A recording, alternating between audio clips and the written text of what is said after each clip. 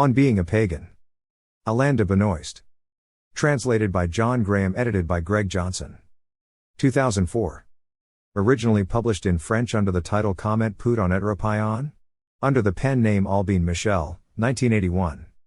Narrated by Skeptical Waves. Chapter 7, Human Nature and Freedom. In the first chapter of Genesis, Yahweh declares, "Let us make man in our own image, after our likeness." 1:26. This phrase has inspired much commentary. What in fact is meant by these words image, selens, and likeness, Ruth? Does the expression Tselem Elohim have a physical or spiritual meaning? Does it tell us something about what Yahweh looks like or simply inform us of the way he appeared to man? Paul Humbert gives concrete meaning to both these terms, but it is clear that we cannot stick to the classification of this as an anthropomorphic comparison. There is also a subtle difference between the two words. Tselem means a copy quite close to reality, whereas Demuth implies an idea of analogy, more of an approximate similarity. The notion of image which is presented first, the exact opposite in fact of what Genesis says regarding Adam and his own son. When Adam had 30 years, he begat a son in his likeness, in his image, and gave him the name of Seth, 5-3, is thereby immediately toned down by that of likeness. Furthermore, the often used comparison to the feeling a father may have when recognizing his image in his son, is not much help. We know Yahweh was not the father of men in the genetic sense of the word. The similarity, according to other authors, stems from the fact that man was created to dominate the physical world, just as man is dominated by Yahweh. Often cited in this regard is a passage from Ecclesiastes that Yahweh gave man power over what is upon the earth. He has clad them in strength, as he in his image did create them, 2-3. But this appears to contradict the tale of Genesis, which makes the rule of man over animals the result of a secondary blessing. In fact, this allusion to Yahweh's image that is recreated in man simply emphasizes humanity's mirror-like nature. It helps recall that man remains a created object whose only positive value is to emerge from the hands of his creator and, also, as Pope John Paul II said, that man resembles God more than nature. Likewise, in the dualistic concept of the world, the physical universe is only ever perceived as a mirror, and man, inasmuch as he reflects the image of God, by that very fact confirms his existence. In other words, man is not challenged as subject except in the name of a supreme, unique subject. We can follow the argument of Louis Althusser here that states, with regard to all ideology, that it is centered, that the absolute subject occupies the central place and challenges around it the infinity of individuals in such way that the subjects are subjugated to the subject, while giving them, in the subject where every subject can contemplate his own image, present and future, the guarantee that it is truly them and truly he that are involved and that while doing without a family, God recognizes them as his own. In other words, those who have recognized God and will be recognized in him, are those who will be saved. No longer participating in the intimacy of the world, the man of Judeo-Christian monotheism finds himself in a position of a minor subject, the derived subject, which, with respect to the absolute subject Yahweh, makes him forever an object. In paganism he participates, according to his rank and specific modalities, in the entirety of all that exists. Here, as a separate being, he is henceforth an object. And in return, as Bataille has noted, the things on which he will henceforth turn his thought will appear to him as partially incomprehensible and unassimilable. The monotheist split installs the conditions for the non-communication of man and the world. Man is an ambiguous being. His double nature is derived from this ambiguity. Man is an animal, but he is not only an animal. He is a physical being, but a part of him is metaphysical. And his specificity does not derive from biology or nature but from what in him cannot be found in any other living being. Contemporary philosophical anthropology deals with this problematic starting from the examination of relations between mature and culture. This is in fact where the heart of the matter lies. In paganism it is resolved under the angle of continuity, a continuity that should not be taken in the sense of a homogeneous expanse, which is not exempt from hierarchies or differences of ranks, degrees or dimensions, and which can even be understood as dialectical. In this perspective, culture is not an absolute rupture with nature, nor can it be reduced to being just nature and only that. Culture is only the nature man has given himself by instituting it as such, in the act of humanization, in order to pursue his biological nature in a self-conscious manner. This is, in short, what Edgar Morin observes when he writes that culture, as a properly meta-biological emergence, acts retroactively upon a furthermore entirely biological man in such way that the human being is human because he is fully and totally alive by being fully and totally cultural. It could even be said that the most irremediably biological is at the same time the most irreducibly cultural. This human ambiguity is also perceived in Judeo-Christian monotheism. Proof of this can be seen in the fact that in Genesis, man is created on the same day as the other terrestrial animals, although at a later time. The interpretation made of this is nevertheless quite different.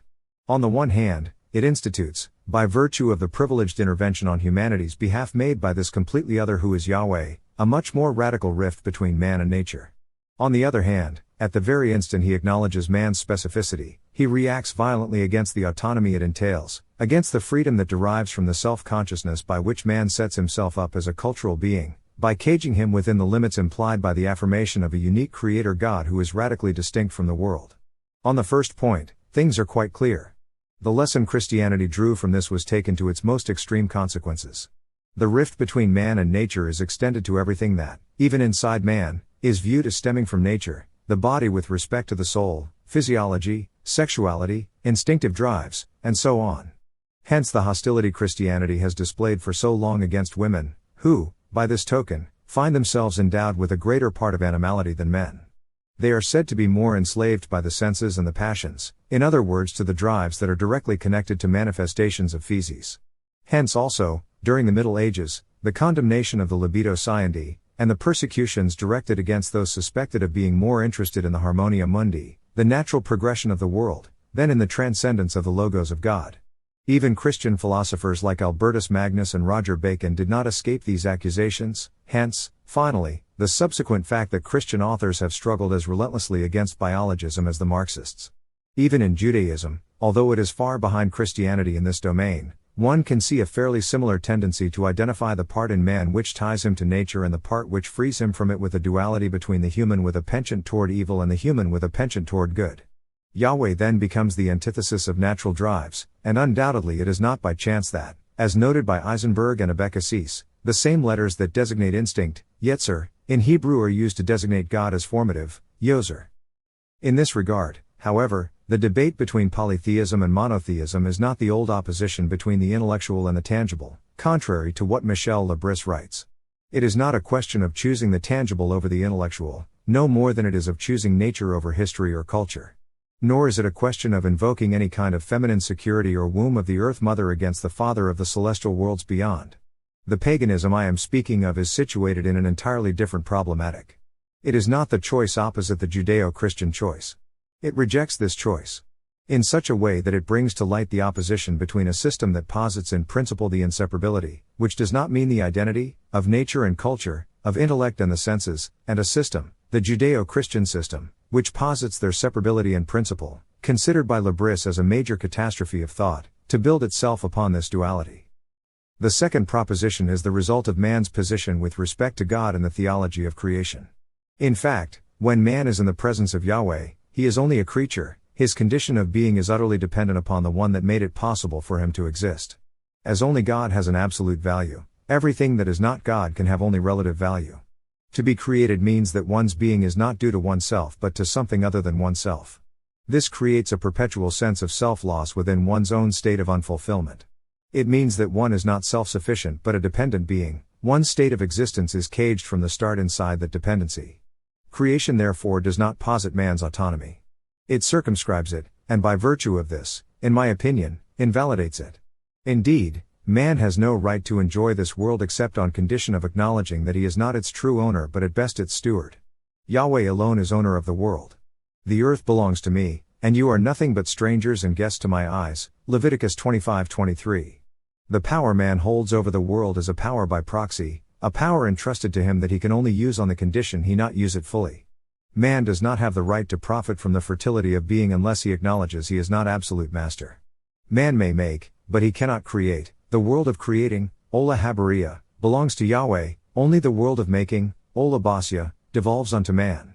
In principle man may covet everything, but there are things he should not desire, which amounts to saying he can have everything he wants as long as he does not want everything. In the Bible, man is only free to submit or be damned. His one freedom is the renunciation of that freedom. He finds his salvation by freely accepting his subjugation. The Christian ideal, says St. Paul, is to be freely subservient to God, Romans 6:22.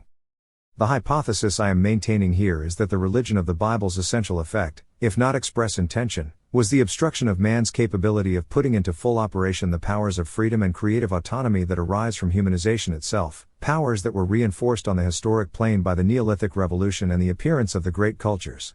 Alone of all the animals, man's actions are not predicated by his membership in a species. In the spirit of Judeo-Christian monotheism, it is thus necessary that he could have acted differently. In short, Yahweh would have preferred that man had not emerged from nature. This is the meaning of the story told in the first chapters of Genesis. As long as the first men were only natural beings, as long as their humanization had not truly been achieved, they could not fully display their creative powers. They could not set themselves up as rivals of Yahweh. But for man to set himself up as man, means the adoption of a supernature, a superior nature that is nothing other than culture whose effect is the emancipation of reflective consciousness from the repetitious constraints of the species. What this means especially is that man is given the possibility of going beyond himself and transforming. In other words, to ensure that each supernature obtained is simply a step towards another supernature.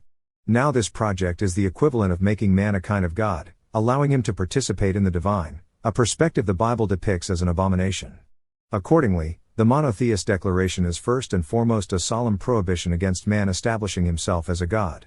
The reason for this is that when man has gone beyond his original status, the episode of original sin, to one that is fully autonomous, he thereby takes on a superhumanity that confirms him as the cause of himself. This is the reason why the biblical discourse constantly takes place and travels on two levels. On the one hand, nature is first idealized. This is the myth of the Garden of Eden, insofar as it integrates and realizes man's being, before being devalued and condemned when the human asserted his humanity and adopted a culture that could not be reduced to this nature. However, the fact remains that this failed to make man radically dissimilar from nature.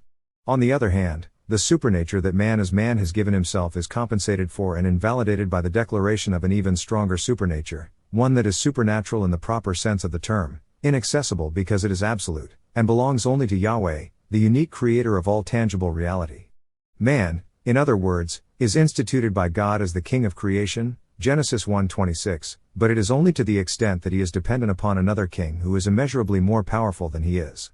Yahweh accepts that man has a history, but he strives to neutralize it by giving it a purpose, which is precisely the return to the prehistorical state of paradisiacal innocence. Yahweh only accepts history in order to assign it an end. Finally, if I may say so, monotheism functions as if Yahweh reasoned along the following lines: now that man has left nature, let's make sure he is completely removed from nature. As he no longer acts in accordance with nature, then let's compel him to act in accordance with us, lest he realize he can only truly act in accordance with himself and thus truly establish himself as creator, as causa sui. As man has managed to turn himself into a player of the world, the sole thing that can now prevent him from using all his possibilities of playing, is to make him believe that he did not invent the rules of the game. Judeo-Christian monotheism, with its myth of creation ex nihilo, its prohibitions displayed by an inaccessible and specifically irreplaceable Father, and his representation of a dualistic universe that is the double of this one in an absolute sphere, responds precisely to this function. Henceforth, the sin of sins, the preeminent sin, will be pride, the lack of humility, in other words, as the two words have the same root, the intention of not being humiliated.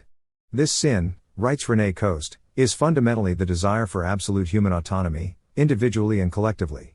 With this desire for autonomy are also condemned all forms of mastery, the will to power, the non-separation of happiness and creative power, and the expansion of the self. This condemnation is made by means of an absolute swindle. The man who would choose the ephemeral pleasures of power will damn himself for all eternity. By being faithful to himself, man can only be unfaithful to God.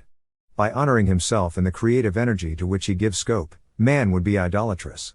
The sin of pride finds its archetype in the non-servium of Lucifer, the rebel angel who is also the light-bearer.